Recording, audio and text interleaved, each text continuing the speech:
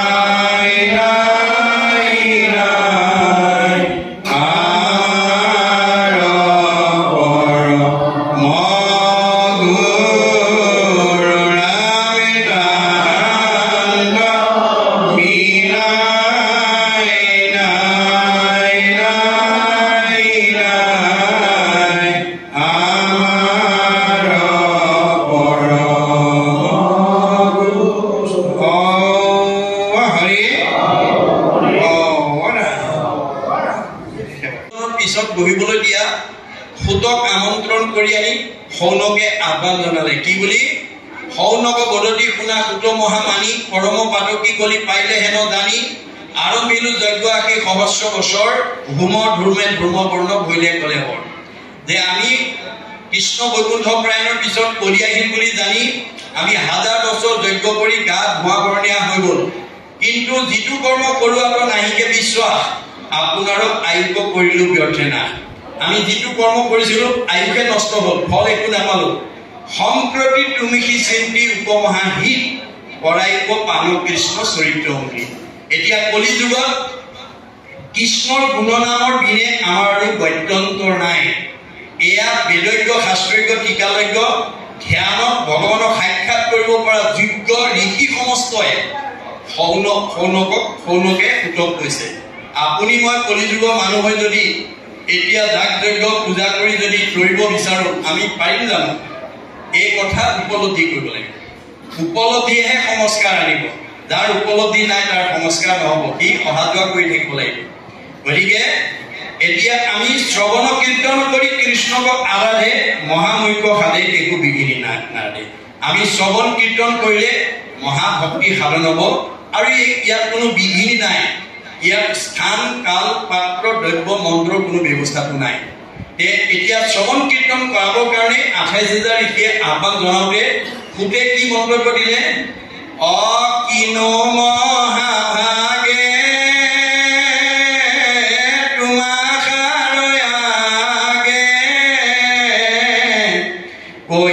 কৃষ্ণৰ লীলা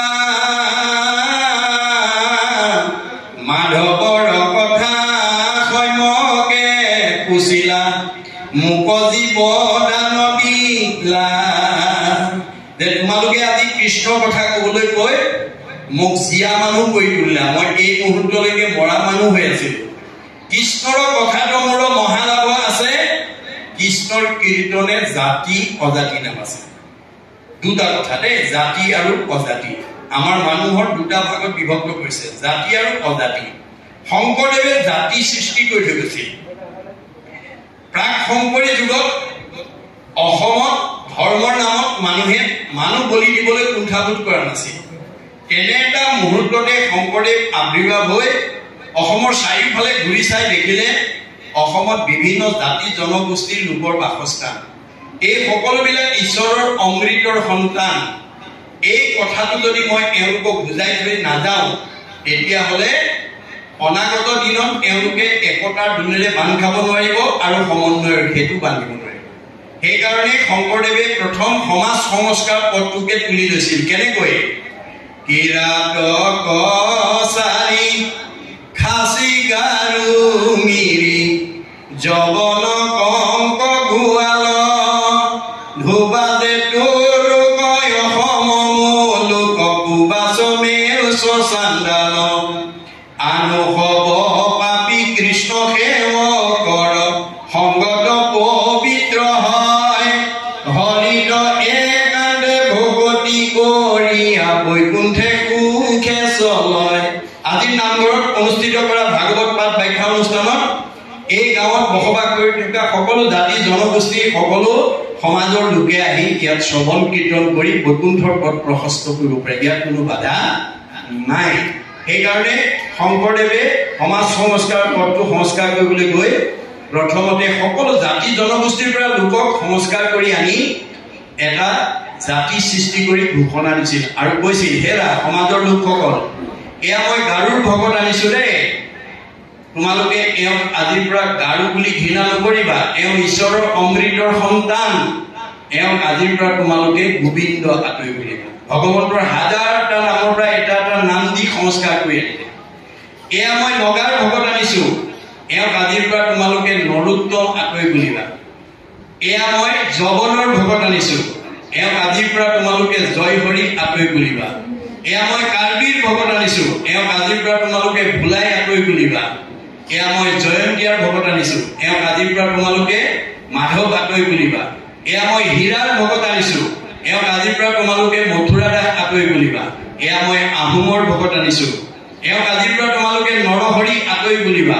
এয়া মই কছাৰীৰ ভকত আনিছো এওঁক আজিৰ পৰা তোমালোকে বলাই দমাই বুলিবা এয়া মই কৈবৰ্ত্ৰ মিচিঙৰ ভকত আনিছো এওঁক আজিৰ পৰা পৰমানন্দ আঁতৰি বুলিবা এয়া মই মানে দেউৰী ভকত আনিছো এওঁক আজিৰ পৰা বৈকুণ্ঠ আঁতৰি বুলিবা এয়া মই কৈৱৰ্তৰ ভকত আনিছো এওঁক আজিৰ পৰা পূৰ্ণানন্দ আঁতৰি বুলিবা এয়া মই বনিয়াৰ ভকত আনিছো এওঁক আজিৰ পৰা তোমালোকে হৰিদাস আঁতৰি বুলিবা এয়া মই কোচৰ ভকত আনিছো এওঁক আজিৰ পৰা মুৰাৰী আঁতৰি বুলিবা এয়া মই কলিতাৰ ভকত আনিছো এওঁক আজিৰ পৰা তোমালোকে গোপাল আঁতৰি বুলিবা এয়া মই ভুটিয়াৰ ভকত আনিছো এওঁক আজিৰ পৰা তোমালোকে দামোদৰ আঁতৰি বুলিবা এয়া মই নাপিতৰ ভকত আনিছো এওঁক আজিৰ পৰা তোমালোকে নাৰায়ণ ঠাকুৰ এটা বুলিবা এয়া মই তিৱাৰ ভকত আনিছো এওঁক আজিৰ পৰা তোমালোকে সুদাম আঁতৰি বুলিবা এয়া মই কায়স্থৰ ভকত আনিছো এওঁক আজিৰ পৰা তোমালোকে সতাই আঁতৰি বুলিবা এয়া মই মুছলমানৰ ভকত আনিছো এওঁক আজিৰ পৰা তোমালোকে শ্যাম কাই আঁতৰি বুলিবা তাৰ পৰা অপ্ৰভংশ হৈ চান্দ খাই আছে এয়া মই ব্ৰাহ্মণৰ ভকত আনিছো এওঁক আজিৰ পৰা তোমালোকে অনন্ত কন্দলী সাৰ্বভৌম ভট্টাচাৰ্য বুলিবা এই ধৰণে সকলো জাতি জনগোষ্ঠীৰ পৰা ভকতক নমস্কাৰ কৰি আনি বৰ্ণ বৈষম্যহীন এখন জাতি সৃষ্টি কৰি ঘোষণা দিছিল কি বুলি অহৰি ভজয় যিটো তাকে বোলে জাতি কৃষ্ণ বিমুখ যিটো সেয়ে জাতি জুৰি জনগোষ্ঠীৰে জন্মগ্ৰহণ নকৰক কৃষ্ণক ভজিলে জাতি আৰু কৃষ্ণক নভজিলে অজাতি চৈতন্যই কৈছে মুচিও খুচি হয় যদি হৰিক ভজে খুচিও মুচি হয় যদি হৰিক তেজে এই তথ্য আমাক দিছে জাত হন্তে হৈ ৰতি কৃষ্ণৰ চৰণে নাহিকে উগম আটকৰে ত্ৰিভুৱনে হলে ইয়াতকৈ আৰু সহজ পথ দ্বিতীয় নাই এই তথ্য সুকে পৰীক্ষিত ইয়াৰ চলৰে গুৰুজনাই ভাগৱতৰ মাজেদি আমাক দিছে আমি অনাগত দিনত প্ৰতি বছৰে বছৰত এবাৰকৈ হলেও আমি যদি এনে ধৰণৰ চৰ্চা আমাৰ এইখন সমাজত চলি থাকে হৈ যাব আৰু পৰমগতি অধিকাৰী হ'ব এই কামনাৰে আজি আমি সময়ৰ প্ৰতি দৃষ্টি ৰাখি পাঠ সামৰিব বিচাৰিছো আৰু মই পাঠকক পাঠ দুভাৰিব